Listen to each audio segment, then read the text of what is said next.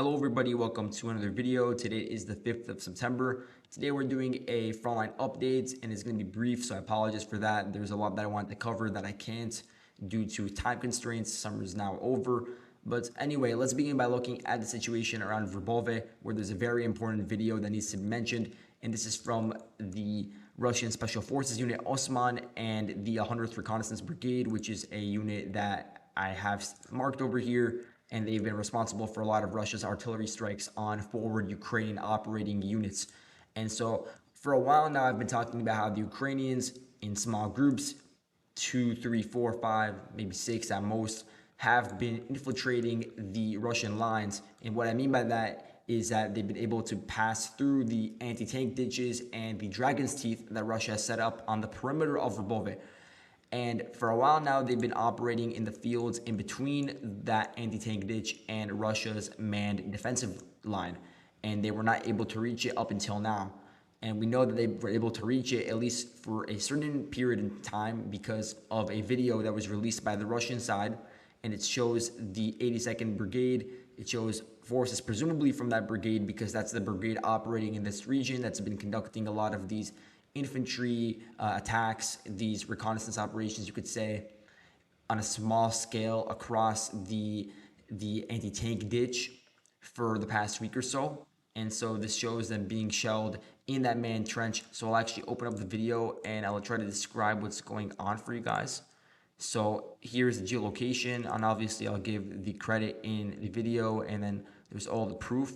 So let's show you guys the video. Here you can see the Ukrainians in a group of what I think is 6 men, and they're walking through a hedgerow. And again, this is par for the course. The Ukrainians are relying heavily on hedgerows for concealment as they make their way through these fields towards the trench. And let me pause it because this is the manned Russian trench line. You can see it's in a zigzag formation, and you can see that originally this was used by the Russians to defend against Ukrainian attacks. And now the tables have sort of turned because the Ukrainian infantry, they were able to use the hedgerows to their advantage to really infiltrate all the way deep into this Russian position. And once they were spotted, presumably by Russian drones that alerted the Russian artillery crews, those Russian artillery crews began firing on them. And the attacks by the Russian artillery started before the Ukrainians entered these trenches that I've marked in blue with a zigzag. I think they started over here in the hedgerows. And so the Ukrainians, they actually took cover in the trenches that were constructed by the Russians. And as you can see the video, as I'll continue showing it, that the Russians then directed their focus towards shelling those specific trenches. And it does seem like the strikes were pretty accurate, but I can't really say for sure if there was any Ukrainian losses. But then you could see at the end, the Ukrainians were forced to withdraw from the trench, and they made their way back to their original positions through the hedgerows yet again. So here you can see them. Now let's go back to visualize that on the map for you guys. Here you can see the hedgerow that they had to use to enter the trench, and here you can see the other hedgerow that I'm marking. It's a horizontal hedgerow as opposed to the vertical one over here, and that horizontal one is the one that they saw cover in afterwards, and then they had to make their way into the actual manned trench itself. And this is interesting because a lot of us thought, at least myself, thought that the Russians had a lot of infantrymen in this area, in this manned trench, and that this was supposed to hold Russia's western flank around Verbove. But it does seem like there are cracks beginning to form in this defense, and I do believe we'll see more and more of these videos of Ukrainians trying to infiltrate the lines over here. And if they are successful, then they will be able to attack Verbove from the western flank.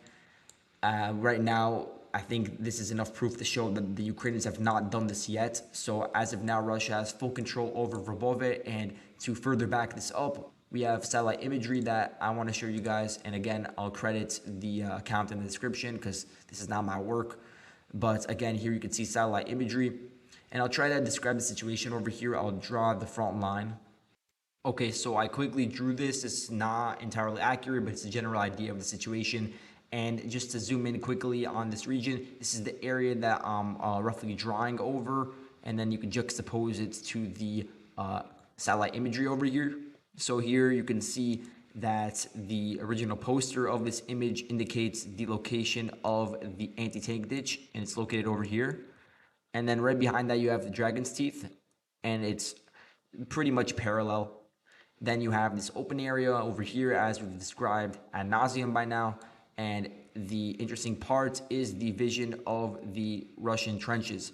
You can see the Russian trenches being set up over here, and that's an area that, at least according to the satellite imagery, a lot of shelling is occurring near the area, not specifically on the trenches themselves, but in the area nearby. So just to give you guys an idea of where the shelling is going on, it's a lot of it, according to the satellite imagery that we're seeing, a lot of the damage is being incurred on the areas just to the north and just to the northwest of the Russian trenches that were set up, and just to the southeast of the Dragon's Teeth and of the anti-tank ditch. So you can see that over here in these pink, these magenta sort of these markings over here that I'm going over with this rectangle. The reason why it's important to point this out is because this shows that the fighting has shifted in this direction. That could be Russian shelling of Ukrainian forward infantry groups. And if you're on the Ukrainian side, perhaps it's maybe even Ukrainian shelling of Russian infantry groups that are operating in these forward positions. Either way, that would indicate that the fighting is going on in this general region, which has shifted past the Russian defenses, such as the anti-tank ditch, and very, very close to Russia's visible trenches. Now, while all of the activity is going on around Verbove, we cannot forget about the situation around Novoprokopivka.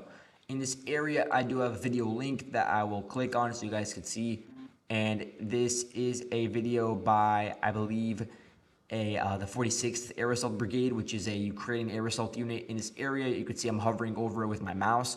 And this unit is the one trying to push forward south past the fields to the east of Robotyne towards Russia's prepared defense lines that are to the east of Novoprokopivka. So it is sort of an attempt to gain control of the heights to the east of Novoprokopivka and also to flank Novoprokopivka.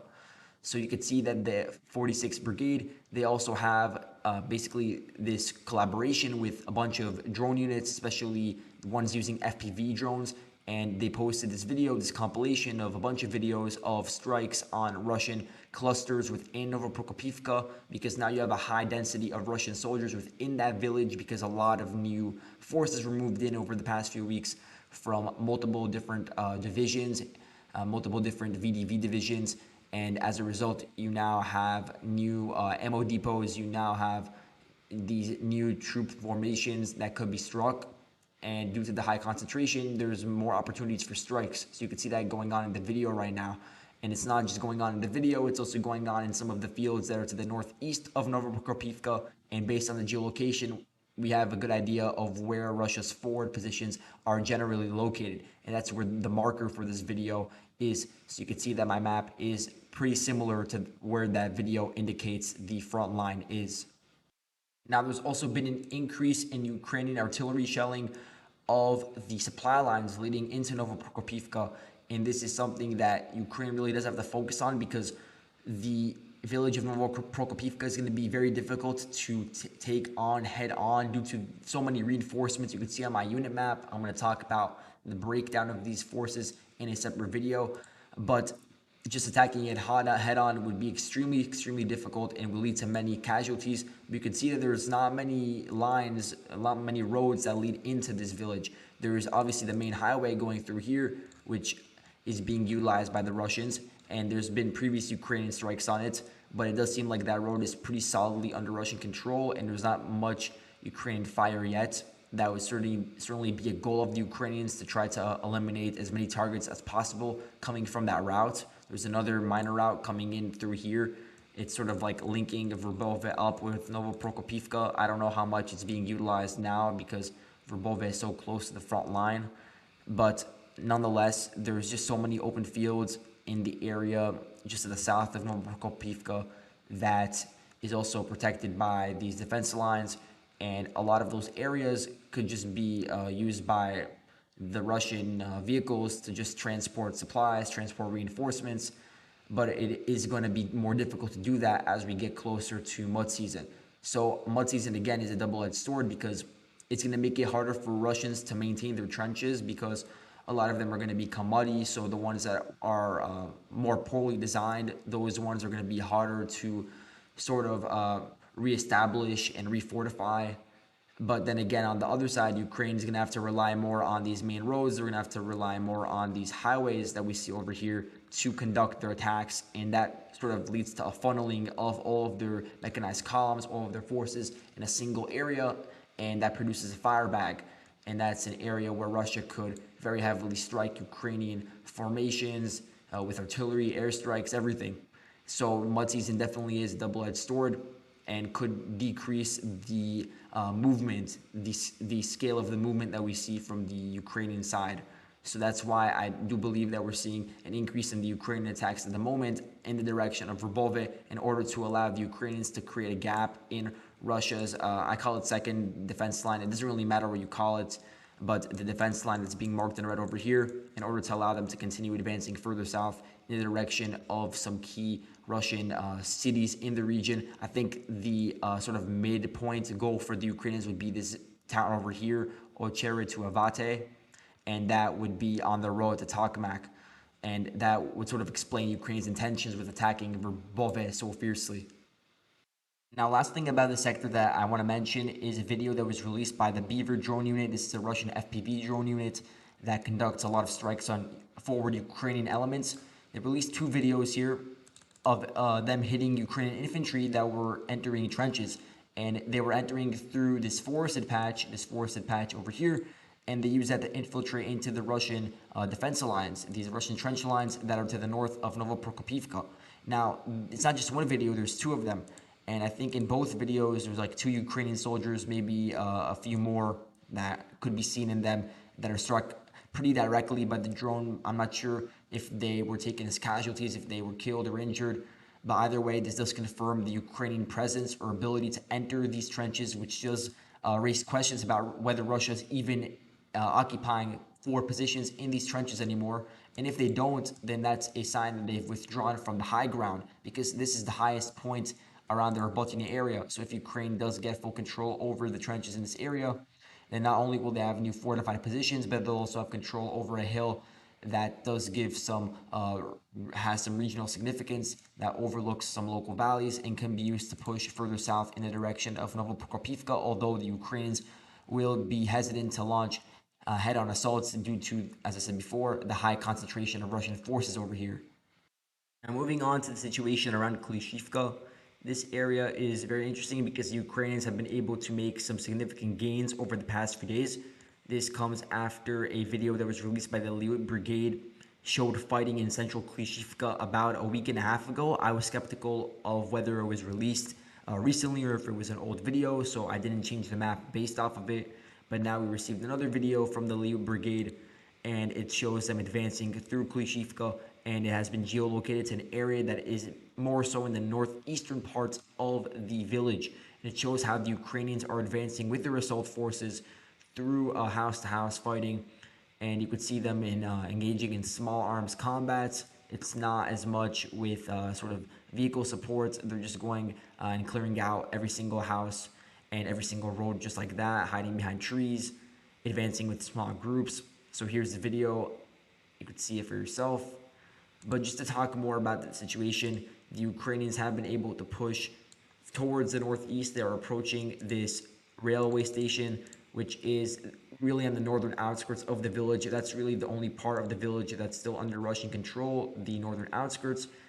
And at the moment, the Ukrainians are increasing pressure from their 3rd and 5th Assault Brigades, and also from the 80th Air Assault Brigade. Russian sources report that those units have been on the offensive around Klishchiivka. They claim that they've been able to repel 4 assaults, but I'm not sure about this, just given the fact that the video evidence does show that the Ukrainians have been able to advance, let's say about 800 meters, 900 meters at most, since the previous front line that I marked on the map before I made these changes. Now, in response to these Ukrainian gains and due to what appears like there was a Ukrainian strike on a certain bridge that was leading towards Klishchiivka, the Russians set up this makeshift engineering bridge, and I'll actually show that over here on the map. So here you can see the road I'm referring to. It comes in from southern Bakhmut and leads all the way into northern Klishchiivka. This is very important for Russia's supplies within the village of Klishchiivka.